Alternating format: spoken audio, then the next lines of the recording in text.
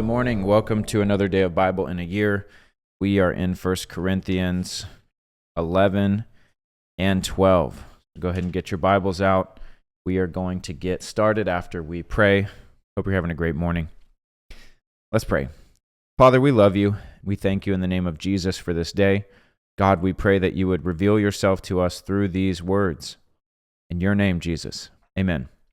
All right, here we go. Chapter 11. Imitate me just as I also imitate Christ. Now I praise you, brethren, that you remember me in all things and keep the traditions just as I delivered them to you. But I want you to know that the head of every man is Christ, the head of every woman is man, and the head of Christ is God. Every man praying or prophesying, having his head covered, dishonors his head. But every woman who prays or prophesies with her head uncovered dishonors her head. For that is one and the same as if her head was shaved. For if a woman is not covered, let her also be shorn. But if it is shameful for a woman to be shorn or shaved, let her be covered. For a man indeed ought not to cover his head, since he is the image and glory of God, but woman is the glory of man. For man is not from woman, but woman from man. Nor was man created for the woman, but the woman for the man. For this reason the woman ought to have a symbol of authority on her head, because of the angels. Nevertheless, neither is man independent of woman, nor woman independent of man in the Lord. For as woman came from man, even so man also comes through woman, but all things are from God. Judge among yourselves. Is it proper for a woman to pray to God with her head uncovered? Does not even nature itself teach you that if a man has long hair, it is a dishonor to him? But if a woman has long hair, it is a glory to her, for her hair is given to her for a covering.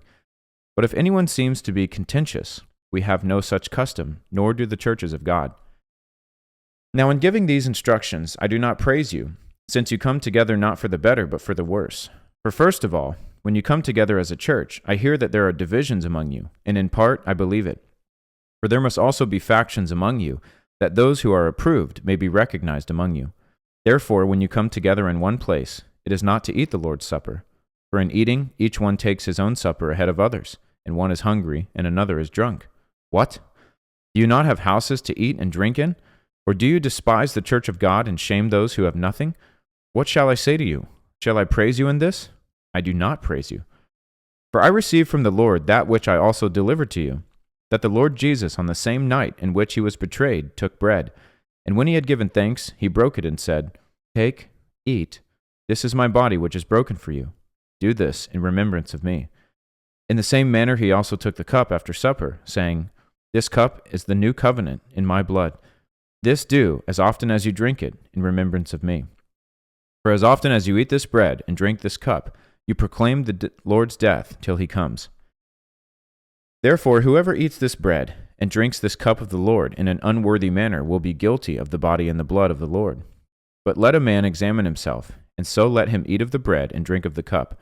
For he who eats and drinks in an unworthy manner eats and drinks judgment to himself, not discerning the Lord's body. For this reason, many are weak and sick among you, and many sleep. For if we would judge ourselves, we would not be judged. But when we are judged, we are chastened by the Lord, that we may not be condemned with the world. Therefore, my brethren, when you come together to eat, wait for one another. But if anyone is hungry, let him eat at home, lest you come together for judgment. And the rest I will set in order when I come. Chapter 12. Now concerning spiritual gifts, brethren, I do not want you to be ignorant. You know that you were Gentiles, carried away to these dumb idols, however you were led. Therefore I make known to you that no one speaking by the Spirit of God calls Jesus accursed, and no one can say that Jesus is Lord except by the Holy Spirit. These are diversities of gifts, but the same Spirit. There are differences of ministries, but the same Lord. And there are diversities of activities, but it is the same God who works all in all. But the manifestation of the Spirit is given to each one for the profit of all.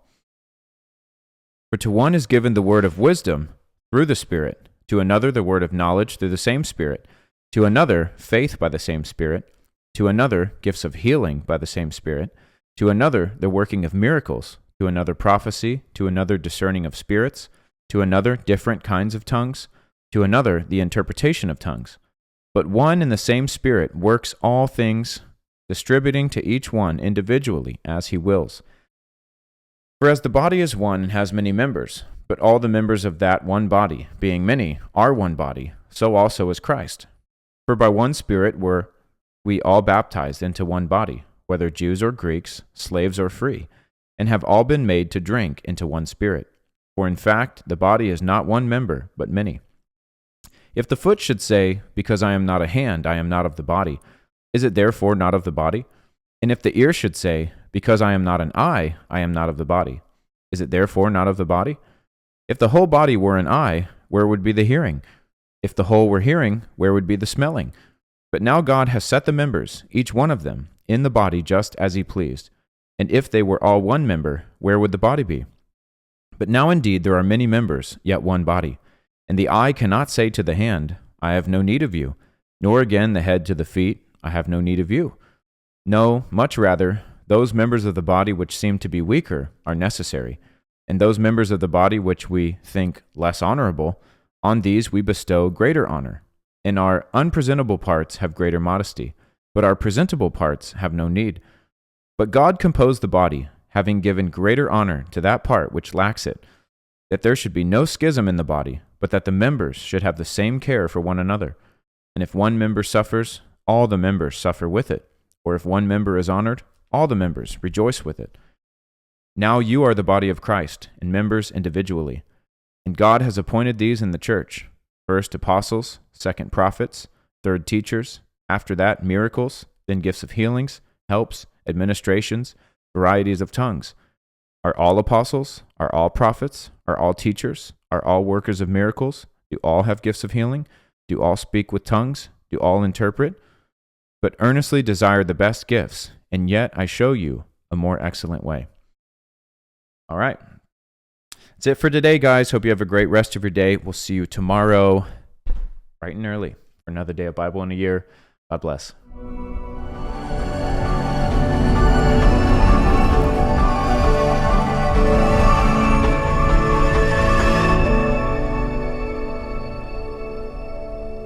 Hey guys, thanks for tuning in here with us at Bible in a Year. Can I encourage you to please make sure you like, subscribe, engage with the content, comment on the videos, and then share them. That is how we are going to see a global movement, is if everyone shares it with someone else. This is not about someone getting popular or anything. We're just reading the Bible. So if you want to see the Bible go viral in 2025, share this video. And let people know this is happening every single day. Get them involved. I also want to say this, as a prophetic act, what we're doing, this is a lot of manpower, a lot of time. I'm a busy guy. I travel a lot, over 60,000 miles a year, running a ministry, Promise Keepers, a national men's ministry. We're putting on events. We do a live weekly Zoom every Wednesday night for the guys. I lead local groups here at home. I'm just saying, I don't need more things to do, but this was on my heart. This was important. And it's not just me doing this. We have an entire team that is making sure emails go out, that is tracking all the data, that is clipping this up, that is editing and uploading and taking care of all the logistics that you don't see behind the scenes, doing the marketing, doing the PR. I'm going to ask you to do one thing. This is a free gift. And I'm going to ask you, every day that you attend, will you just set aside $1? And at the end of the year, however many days you attended, that many dollars, will you donate it to Promise Keepers as an end of the year gift? We're finishing this thing up on December 24th. Would you make a donation to Promise Keepers on Christmas Day with however many days you attended? If people around the world did that, we would be able to continue providing free resources just like this. I want you to think about this. This is totally free, and we are using the biggest platform in the world, social media, to get the Bible out there to unreached people groups. Believe it or not, there are still people around the world. There's 3.2 billion people in the world, statistics have shown, that have not heard the gospel. When you share and when you give, you enable us to do this full time. And so I'm just asking, not for you to give right now, not for you to sign up as a monthly giver. Every day you attend, just set $1 aside or make a note. And at the end of the year, make that amount donation to Promise Keepers. If you do that, we will be able to continue reaching the men of America and doing stuff like this, which is going global. So I want to thank you for joining, and we'll see you at the next episode of Bible in a Year.